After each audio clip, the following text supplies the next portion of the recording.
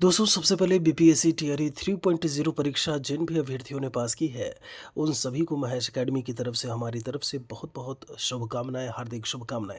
यहाँ पर हम इस वीडियो में जिस टॉपिक पर बात करने वाले हैं, ये आप समझिए एक फाइनल आपके डॉक्यूमेंट्स हैं, जिनको आप अपने स्कूल में जब आप योगदान देने जाएंगे वहाँ पर आप सबमिट करेंगे। जिस दिन से आप ये डॉक्यूमेंट्स सबमिट करेंगे उसी दिन से आपकी सैलरी बननी शुरू हो जाएगी। और ऐसे में जो इंतज़ार रहा है सालों साल का इस फॉर्म को भरने को लेकर के, बात की बात करें 6-8 महीने से जो आप वेट कर रहे हैं, इंतज़ार कर रहे हैं, जिस तरीके से टीआरई 1 टीआरई 2 की प्रक्रिया बहुत तेज़ी से हुई थी, यहाँ पर टीआरई 3 की प्रक्रिया जो है वो प्रोसेस काफ़ी स्लो रहा। और आप ऐसे में अब जा करके कहीं ना कहीं स्कूल में योगदान करेंगे तो वो सारे डॉक्यूमेंट्स के बारे में हम बात करने वाले हैं। एक एक डॉक्यूमेंट्स को बहुत अच्छी तरीके से समझिएगा कि हम क्या क्या कुछ बताने वाले हैं। क्योंकि अदर स्टेट के स्टूडेंट्स की बात करें या फिर अगर हम बिहार में ही किसी एक कोने से दूसरे कोने की बात करें जो स्टूडेंट्स का हुआ है सिलेक्शन, वो ऐसे में कहीं ना कहीं आज 12 तारीख है, 12 मई 2025, 15 मई से लेकर के 31 मई तक आपको योगदान कर देना है। यहाँ पर ध्यान रखिएगा, कोशिश आप करिएगा 15 मई को ही योगदान कर दें। योगदान प्रपत्र और विद्यालय पदस्थापन पत्र ले करके यहाँ पर आपको सैलरी जो है जिससे कि उसी दिन से बननी शुरू हो जाए, आप डिले बिल्कुल से नहीं करिएगा। तो मैंने कहा एक कोने से आप दूसरे कोने में आ रहे हों, बिहार में ही अदर स्टेट से हों, तो आप कहीं ना कहीं आज निकल रहे होंगे, निकल चुके होंगे। और आप यहाँ पर जैसे ही दोनों ये डॉक्यूमेंट्स प्राप्त करेंगे 13 और 14 की डेट में, जिस भी ज़िले से हो आप, उसके बाद आप स्कूल में योगदान तुरंत करिएगा। फिर वापस जाने की ज़रूरत नहीं है, आपका जो पठन पाठन है, यहाँ पर जो अध्यापन कार्य है वो शुरू हो जाएगा। तो वीडियो पर आते हैं, अब यहाँ पर हम बात करते हैं स्कूल में योगदान के समय लगने वाले डॉक्यूमेंट्स में क्या कुछ हैं। तो सबसे पहले आप देख पा रहे होंगे यहाँ पर हमने लिखा हुआ है कि सभी शैक्षणिक डॉक्स की अगर हम चर्चा करें तो आखिर शैक्षणिक डॉक्स में क्या कुछ चीज़ें आती हैं, तो ध्यान रखिएगा। हाई स्कूल से लेकर के, हाई स्कूल में, अब जब मैं हाई स्कूल बोलूँ तो उसमें सर्टिफिकेट, मार्कशीट दोनों चीज़ें होती हैं, ठीक है। कितना सेट फोटोकॉपी रखना है वो भी हम इसको इसी वीडियो में आपको बताएंगे। फोल्डर में जमा करना है, ट्रांसपेरेंट फोल्डर होना चाहिए, वो भी आपको बताएंगे। तो शैक्षणिक जब हम डॉक्स की बात करते हैं तो शुरुआत हमने की हाई स्कूल के मार्कशीट सर्टिफिकेट से, फिर इंटरमीडिएट मार्कशीट सर्टिफिकेट। उसके बाद इंटरमीडिएट के बाद जो अदर स्टेट के स्टूडेंट्स हैं वो ग्रेजुएशन किए होंगे, तो ग्रेजुएशन में मान लीजिए आपका पहला दूसरा तीसरा साल रहा, ठीक है, पहला दूसरा तीसरा। बीए बीएससी किया, मान लीजिए बीटेक किया तो 4 साल हो गया। तो 4 साल में ऐसा नहीं है कि फाइनल ईयर की आपने मार्कशीट लगा दी काम हो गया, सर्टिफिकेट या डिग्री लगा दी काम हो गया, नहीं। आपको सभी सालों का जो भी साल हैं आपके, उन सभी की आप डिग्री, माफ़ी चाहेंगे, लास्ट में डिग्री होती है, और जो मार्कशीट है वो आपको सब कुछ रखना है। यहाँ पर ये चीज़, आप दो तरीके के डॉक्यूमेंट्स हैं। एक तो वो आपको रखने हैं जो आपने अपलोड किए थे वाटरमार्क वाले डॉक्यूमेंट। वाटरमार्क मैंने बोला तो बहुत अच्छे से याद रखिएगा, वाटरमार्क आपको साथ में रखना है, ठीक है। तो होता ये है, कई लोगों ने जो है फोटोकॉपी जमा कर दी, जो नॉर्मल था वो भी चल जाएगा, वाटरमार्क वाला भी चल जाएगा। इसमें आप बिल्कुल से परेशान नहीं होइएगा कि केवल वाटरमार्क चाहिए, क्योंकि उसके पीछे कारण है। वाटरमार्क में आपके 4 से 5 डॉक्यूमेंट ही अपलोड कराए गए थे, यहाँ पर आपके बहुत सारे डॉक्यूमेंट्स हो जाएंगे। तो ऐसे में आपको सब कुछ रखना है, तो आप नॉर्मल फोटोकॉपी करा के भी काम चला सकते हैं, ठीक है। यहाँ पर अभी मैंने शैक्षणिक की बात की, तो फिर ग्रेजुएशन हो गया। उसके बाद डीएलएड की बात आती है। डीएलएड, बीएड, बीटीसी जो आपने किया हुआ है, स्टेट वाले बीएड वगैरह जो भी हैं, वो अपने सभी ईयर के पहला दूसरा साल बीएड का हो गया। बीटीसी की बात करें तो पहला दूसरा, अब उसमें आपके सेमेस्टर वाइज होता है, तो चारों सेमेस्टर का जो सर्टिफिकेट है, फिर लास्ट में जो आपका डिग्री सर्टिफिकेट है, वो चीज़ आपको रखना है, ठीक है। मार्कशीट आपके चारों सेमेस्टर के हो गए, और लास्ट में डिग्री या सर्टिफिकेट जो है वो। तो ये हो गया जब हम शैक्षणिक प्रमाण पत्र की बात करते हैं। जो बिहार निवासी हैं या जहाँ पर इंटर के बाद होता है डीएलएड, तो वो तो डीएलएड का ही रखेंगे, उनमें ग्रेजुएशन का शामिल नहीं होगा। अब प्रशैक्षणिक डॉक्स की बात करें तो प्रशैक्षणिक की जब हम बात करते हैं तो ध्यान रखिए, जैसे आपने सीटेट पास किया हुआ है, सीटेट के बेस पर 1 to 5 68 में आए हैं आप, तो आप उसे रखेंगे। जो एस्टेट में 9, 10, 11, 12 में आए हैं वो एस्टेट का सर्टिफिकेट रखेंगे। अब सर्टिफिकेट फोटोकॉपीज़ कितनी होंगी वो हम लास्ट में बात करेंगे, ठीक है। तो ये अभी मैं ओरिजिनल डॉक्यूमेंट्स की बात कर रहा हूँ, सारे ओरिजिनल होंगे, ऐसा नहीं है कि आपके पास ओरिजिनल नहीं है, डिग्री नहीं है, आप चले आए, ठीक है। थोड़ा इस चीज़ को आप ध्यान रखिएगा, ठीक है।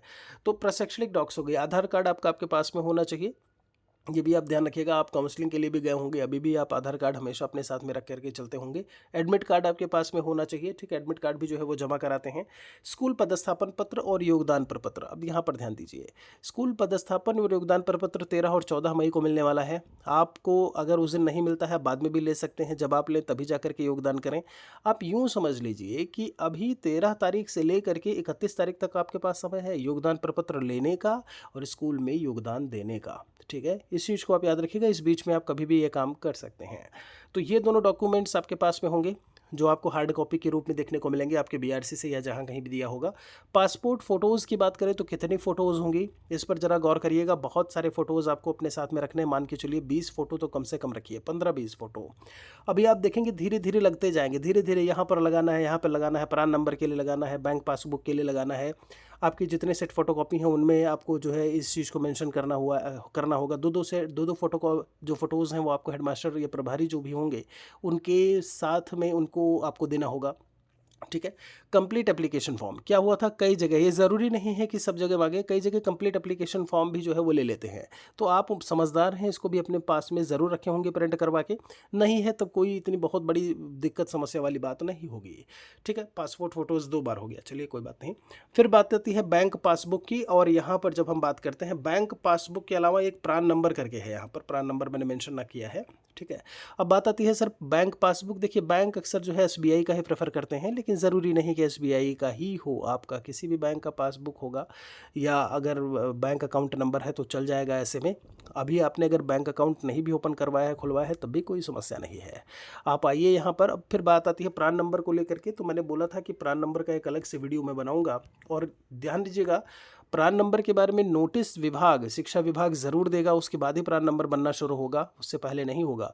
तो नोटिस के आसपास ही वीडियो में हम आपको बताएंगे कि परमानेंट जो रिटायरमेंट अकाउंट नंबर होता है, आखिर वो बनेगा तो कैसे बनेगा, आप उसके लिए ऑनलाइन आवेदन कैसे करेंगे। अगर आप एक गलती करते हैं तो संभव है कि आपकी सैलरी जो है वो डिले हो जाए, क्योंकि जब तक प्रान नंबर नहीं होगा तब तक आप एनपीएस जो नई पेंशन स्कीम है उसमें आप आएंगे नहीं, आपकी सैलरी आएगी नहीं, इस बात को आप याद रखिए। तो प्रान नंबर के लिए अभी से परेशान नहीं होइएगा, आप स्कूल में जाकर के योगदान करिए बस। ठीक है। वहाँ पर जाएंगे, संभवतः उसी के दरमियान शिक्षा विभाग नोटिस देगा कि प्रान नंबर अब जनरेट करना है और फिर सैलरी जो है वो मिलनी है। ठीक है। तो प्रान नंबर के बारे में हम आपको लेटर ऑन जो भी चीज़ें हैं बताते रहेंगे। आप चैनल पर बने रहिए, टेलीग्राम चैनल महेश अकेडमी के नाम से। कोई नोटिफिकेशन अगर नहीं जाता है तो वहाँ पर मैं वीडियोज़ की लिंक भेज दिया करता हूँ, डिस्क्रिप्शन को एक बार आप देख लीजिएगा। प्रान नंबर की बात हो गई, जैसा कि मैंने बोला बैंक पासबुक की बात करें, नहीं भी है बैंक अकाउंट यहीं खुल जाता है। आप ट्रेनिंग में जाएंगे या ट्रेनिंग से पहले ही बैंक अकाउंट है, संभव है कि लगभग सभी का बैंक अकाउंट होगा। ठीक है। तो उसके लिए आप परेशान नहीं होइएगा, लेकिन 2 तरीके के बैंक अकाउंट होते हैं, एक आपका नॉर्मल है, एक सैलरीड अकाउंट होता है। तो आपका सैलरी अकाउंट खुलेगा, इस चीज़ को याद रखिएगा। तो संभव है, पूरी संभावना है कि एक नया बैंक अकाउंट ही आपका जो है वो लगेगा। ठीक है। औपबंधिक नियुक्ति पत्र, प्रोविजनल अपॉइंटमेंट लेटर आपको मिला होगा, उस अपॉइंटमेंट लेटर को भी आप अपने साथ में रखिएगा। काउंसलिंग में जितने भी डॉक्यूमेंट्स जो आपको रिसिप्ट मिली है उसे आप अपने साथ में रखिएगा। ठीक है। तो और एस्टेट सीटेड डॉक्स, चलिए तो प्रशैक्षणिक में आ जाएगा। तो इन चीज़ों के बारे में जो मैंने बताया है, उम्मीद करते हैं सारे डॉक्यूमेंट्स आप अपने साथ में रखे होंगे, और ये ओरिजिनल डॉक्यूमेंट्स हैं। बात आती है कितने सेट फोटोकॉपी, तो हम लोगों के TRE 3 के समय हम आपको TRE 1 के समय हम आपको बता दें कि 3-3 सेट फोटोकॉपी जो है, यानी कि जितने डॉक्यूमेंट्स मैंने बताए हैं उनका 3 सेट फोटोकॉपी ज़ेरॉक्स, और 3 जो आपके ट्रांसपेरेंट फोल्डर हैं उसमें आपको रख करके और ले करके जाना है। आपके प्रभारी जो होंगे, जो हेडमास्टर होंगे, उनको ले जा करके इसको देना है।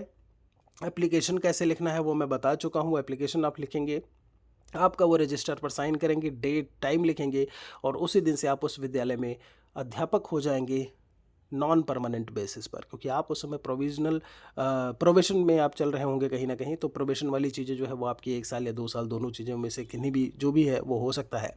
तो ये 3-3 सेट आपको फ़ोटोकॉपीज़ करानी है, रखना है इन सभी को। अगर लगता है आपको कि इनमें से कोई डॉक्यूमेंट्स आप कुछ और है जो आप पूछना चाह रहे हैं, कोई सवाल है, किन्हीं डॉक्यूमेंट्स के बारे में जानना चाह रहे हैं, कोई डॉक्यूमेंट्स नहीं हैं, तो कमेंट में आप हमारे लिए एक बार लिखिएगा ज़रूर। उम्मीद करते हैं कि सारी चीज़ों के बारे में हमने यहाँ पर आपको जानकारी दे दी है, और कोशिश करिए कि वीडियो को बाकियों तक भी शेयर कर दिया करिए, जिससे कि बाकियों की भी सहायता होती रहे, हेल्प होती रहे। बहुत बहुत शुभकामनाएं आप सभी को।